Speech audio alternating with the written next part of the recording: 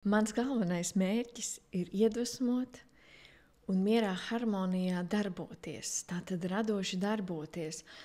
Un ja tu esi nonācis problēmas situācijā, tas bieži vien notiek sadarbojoties ar citiem cilvēkiem, ka mēs pēkšņi galvā griežam šo problēmu situāciju. Viņš ir vainīgs, un tagad es tak varēju šādi pateikt un tādi, un bieži vien es esmu pamanījis, man tas ir noticis vairākas dienas, tu jau 3 dienas mal šo situāciju, un tehnika, kas palīdz, kas ir zelta vērtē, zelta atslēdziņa, ko ņemt vērā, ir noņemt prātā, tad, kad mēs maļam šo situāciju, noņemam no cilvēku, personu, kas ir iesaistīts, un tikai pajautājam, kā mēs patiesi jūtamies. Un šo jautājumu jautājot galvā, noņemot cilvēkus nost, tu tikai iztēlojies, kā tu sajūti šo situāciju, kā tev viņa liek justies. Un bieži vien es pamanu, tagad šo praktizējot, kad cilvēks ir nost, kad mums nav nevienam kam vainu uzlikt, jo mums ļoti patīk likt vainas, it sevišķi arī skolās, bet šo šablonu noņemot nost, tu jūties atvieglots, un tu patiesi jautā, tad kā tu jūties? Un šī atbilde man bieži vien ir, es jūtos labi, es jūtos arī priecīga, es cenšos. Tas ir ļoti interesanti, noņemot tikai cilvēku nost, bet ja man atbildi ir negatīvā pusē, tad es cenšos rīkoties, mainīt vai nu savu rīcību, vai doties kaut kur nomierināties, kas man patiesībā prasās. Šīs interesantās situācijas, kurās mēs nonākam, bieži vien tas cits cilvēks mums ir uzlicis šo nastu, bet tā ir viņa nasta, nevis mūsu nasta. Un uzjautājiet šo jautājumu, kā es patiesībā jūtos.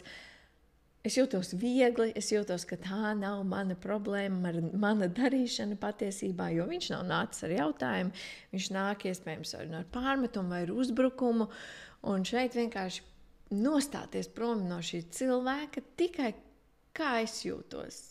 Manā dzīvē viss ir kārtībā, es dodos uz priekšu, iedvesmoju, darbojos, un tas ir tas savs fokus, savs miers, kā saglabāt, darbojoties ar skolēniem, ar bērniem, ar vecākiem, ar jebkuru cilvēku, ko jūs sastopat dzīvē. Šī tehnika ir patiesi burvīga. Dalos, tā ir no grāmatas Tagadnes spēks.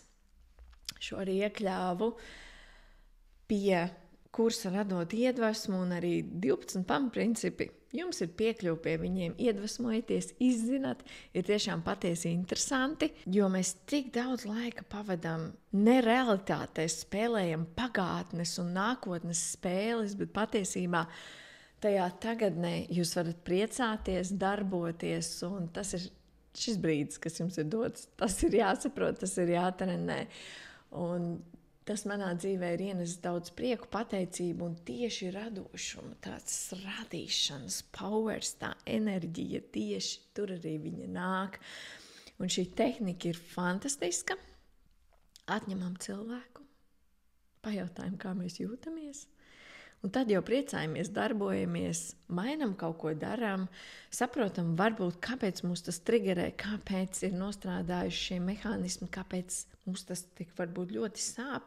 Un ka mēs varam paši patiesībā pamainīt situāciju, tas ir diezgan interesanti, jo tas, kas mums arī aizskar, ja mēs tā pajautājam, tad atbildes radīsies, ja mēs uzdodam jautājumu, tad kā mēs varam uzlabot patiesībā. Ja viņš nāca, piemēram, ar savu sāpu vai pārmetumu, tas iespējams arī mums kaut kur iekšā ir, un kā mēs varam arī to pamainīt un uz sevi vērst un uzlabot, jo patiesībā tā labākā versija, ko mēs attīstam, darbojamies, tā arī mēs nomierinam apkārtējos un iedvesmojamies un sadarbojamies. Un jā, nevis ar to naidu, un tagad es pateikšu, un viņš ir vainīgs, un bakstīt, kurš šeit vainīgs, jo pie rezultāta mēs labāk nenonākam. To es esmu pamanījis, mēs vienkārši paši sapulcējamies, sadusmojamies un zaudējam spēku, zaudējam veselību, enerģiju, nevēlamies neko dot. darīt, neko radīt. Tur notiek viss pretējais. Tāpēc šī metode ir zelta vērtē.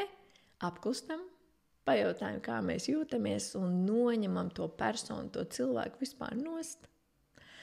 Un cik tā ir viegla sajūta. Nav nevienu, ko vainot, nav nevienu, kur dusmoties. Jūs esat paši ar sevi, ieskatoties sevi un izzinot. Un tālāk jau darbojoties, rīkojoties un mierā. Un uzjautājiet tiešām sev, pameklēt, kas jūs iepriecina dzīvē. Jo vairāk jūs darīsiet tās lietas, kas jums tiešām patīk, kas iedvesmo, tur arī tas spēks radīsies. Un jūs zināsiet, ko darīt. Un arī pastaiga dabā tas ir tik spēcinoši. Bez apkārtējiem traucēkļiem. Iziet mierā. Un tad jau ieklausīties un izzināt sevi. Un darīt lietas tiešām, kas iedvesmo un patīk, jo tālāk jūs ar šo spēku, ar šo burvīgo gaismas spēku arī tālāk dosiet, radīsiet un iedvesmosiet. Es ceru, ka noder, dalieties, kā šī metode palīdz, jo vainu nav, vainas sajūtas nav, vainošana nenotiek, bet notiek miers, izzināšana un iedvesmošana. Lai sirdsmiers, iedvesma un radīšanas spars.